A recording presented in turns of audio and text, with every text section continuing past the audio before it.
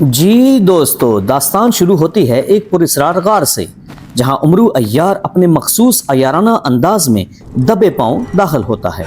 عمرو کی نظر ایک پرانی سنہری سراہی پر پڑتی ہے۔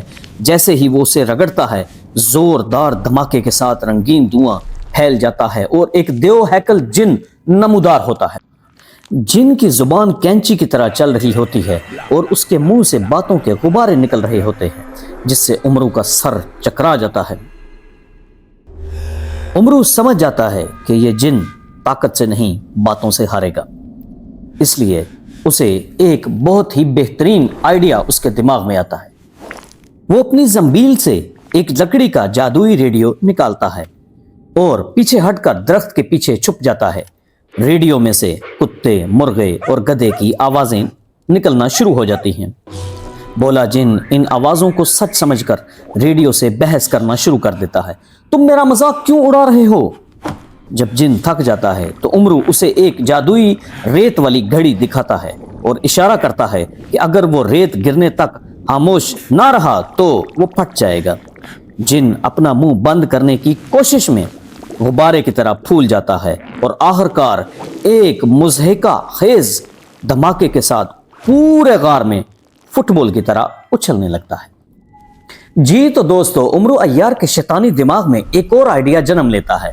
وہ اپنی زنبیل سے جادوئی چادر نکالتا ہے اور اپنے اوپر اوڑھ لیتا ہے، جس سے وہ جن کو نظر آنا بند ہو جاتا ہے۔ جن اسے ادھر ادھر تلاش کرتا ہے لیکن عمرو عیار اسے نہیں ملتا۔ عمرو عیار چادر اوڑھے جن کو کبھی اس کے دائیں کندھے پر اور کبھی اس کے بائیں کندھے پر ہار رکھتا ہے، جس سے جن اور بھی پریشان ہو جاتا ہے۔ اگلے منظر میں عمرو عیار اپنے ہاتھ میں پھل لیے جن کے آگے پیچھے گھومتا ہے۔ جن جو کہ کھانے پینے کا بہت شوقین ہوتا ہے، لیکن پھل نظر تو اسے آتا ہے لیکن وہ اسے پکڑ نہیں پاتا، اور عمرو عیار تو اسے بالکل نظر نہیں آ رہا ہوتا۔ پھر عمرو عیار اپنے اوپر سے وہ چادر ہٹاتا ہے تو جن پریشان ہو جاتا ہے اور وہ ادھر ادھر بھاگنا شروع کر دیتا ہے۔ عمرو عیار اپنی زنبیل میں سے جامنی رنگ کا شربت نکالتا ہے اور جن کے ہاتھ میں تھماتے ہوئے یہ کہتا ہے، اس سے تم بالکل ٹھیک ہو جاؤ گے، لیکن وہ لینے سے انکار کر دیتا ہے۔ عمرو عیار اس کے پیچھے بھاگتا ہے لیکن جن وہاں سے بھاگ جاتا ہے۔ عمرو عیار اپنی زنبیل میں سے ایک بہت بڑا آئینہ نکالتا ہے جو کہ اس کے قد سے بھی زیادہ بڑا ہوتا ہے۔ وہ یہ آئینہ جن کے سامنے رکھتا ہے تو جن کو اپنا عکس آئینے کے اندر نظر آتا ہے۔ وہ سمجھتا ہے کہ اس کی شکل کا ایک اور جن اس کے سامنے کھڑا ہے۔ وہ اس سے بحث کرنا شروع کر دیتا ہے کہ آخر وہ اس کی بات کیوں نہیں مان رہا۔ عمرو عیار آئینے کو تھوڑا ٹیڑھا کرتا ہے اور جن کو مزید تنگ کرتا ہے، جس سے وہ بیچارہ رونا شروع کر دیتا ہے۔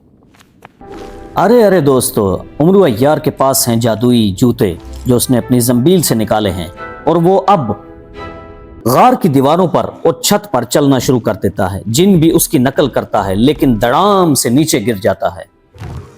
عمرو عیار اپنے ارد گرد ایک جادوئی حصار کھینچتا ہے اور اس کے اندر گھومتے گھومتے وہ غائب ہو جاتا ہے۔ یہ دیکھتے ہوئے جن بھی اس کی نقل کرتا ہے، لیکن وہ گھومتا تو ہے لیکن وہ غائب نہیں ہو پاتا اور آخرکار زمین پر آ گرتا ہے۔ عمرو عیار ٹارچ کے سامنے اپنا ہاتھ رکھتا ہے جو کہ دیوار پر سائے کی صورت میں بہت بڑا نظر آتا ہے۔ عمرو اپنی چالاکی سے جن کو یقین دلا دیتا ہے کہ اس غار کی دیواروں میں خاموشی کا جادو ہے جو صرف عقل مندوں کو نظر آتا ہے۔ صحیح مزہ تو اس وقت آتا ہے دوستو جب جن کے سامنے عمرو عیار ایک دسترخوان بچھاتا ہے، اس کے اوپر وہ خالی پلیٹیں رکھتا ہے اور بہت سارا کھانا جن کے سامنے کھاتا ہے۔ جن بیچارہ پریشان ہو جاتا ہے، اس کے پیٹ میں تو پہلے سے چوہے دوڑ رہے ہوں۔ وہ بھی یہ کھانا کھانے کی کوشش کرتا ہے لیکن عمرو عیار کھانا غائب کر دیتا ہے۔ پھر عمرو عیار اس کے پاس آتا ہے اور اسے ایک مرچ دیتا ہے۔ عمرو عیار سے مرچ لے کر جب وہ کھاتا ہے تو اس کا جسم لال پیلا پڑ جاتا ہے۔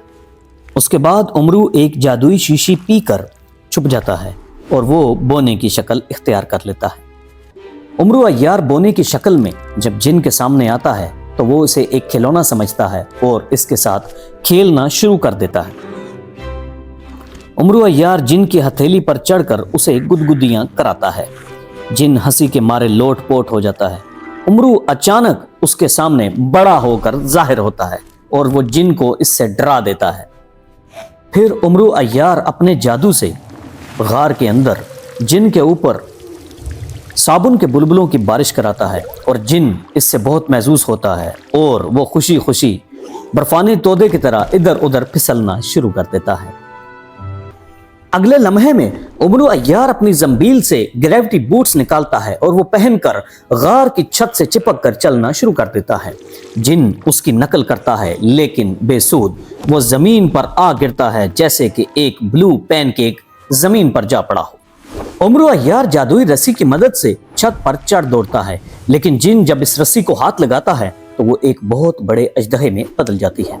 अगले मंजर में दोस्तों उमरू अय्यार एक बॉल को दायरे में घुमाता है और उसके सरों की तादाद 6 सरों में बदल जाती है। वो एक जादुई बर्तन में जिन की आवाज़ कैद कर लेता है और जिन इससे परेशान हो जाता है। उमरू अय्यार हवा में आतिशबाजी करता है जिससे जिन की आंखें चुंदे आ जाती हैं। उमरू अय्यार अपनी जंबील में से एक बहुत बड़ा मकनातीस निकालकर जिन के करीब रखता है जिससे उसके तमाम जेवरात उतरकर एक झटके में मकनातीस से चिपक जाते हैं। उमरू अय्यार हवा में मुअल्लक होकर सोने की कोशिश करता है और जिन उसे बहुत ज्यादा जगाने की कोशिशें लेकिन वो नाकाम रहता है। जिन सोते हुए उमरू अय्यार की जंबील चोरी करने की कोशिश करता है, लेकिन जब वो जंबील के अंदर झांकता है तो हैरान होता है, अरे इसके अंदर तो एक पूरी दुनिया आबाद है। ये देखकर दोस्तों उमरू अय्यार जाग उठता है और वो जादुई बर्तन खोल देता है जिससे जिन की अपनी ही बातें बुलबुलों की शक्ल में फैल जाती हैं और जिन के दिमाग में उसे यूं महसूस होता है जैसे कि बहुत सारी शहद की मक्खियां उसके दिमाग के अंदर अचानक घुस गई हों और उन्हें बाहर निकलने का रास्ता ना मिल रहा। उमरू अय्यार गार की दीवारों के ऊपर एक दरवाजा बनाता है और उसके अंदर गायब हो जाता है। जिन परेशान होकर उसके पीछे भागता है और उसी दरवाजे से अंदर जाने की कोशिश करता है, लेकिन बेकार दोस्तों, यहाँ पर तो दीवार के सिवा और कुछ भी नहीं। उमरू जादुई चादर की मदद से दोबारा गार के अंदर आता है और दीवार पर लिख देता है खामोशी या कुछ और। आखिरकार दोस्तों जिनको ये यकीन हो जाता है कि वो अय्यारों के अय्यार उमरू अय्यार से नहीं जीत सकता, वो अपना तमाम तर सामान पैक कर लेता है।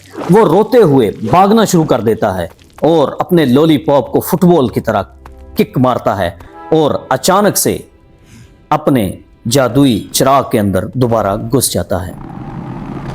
उमरू अय्यार जादुई चादर हटाता है, सुकून का सांस लेता है और वो खजाना जिसे उसकी तलाश थी वो हासिल करता है और गार से बाहर निकल आता है।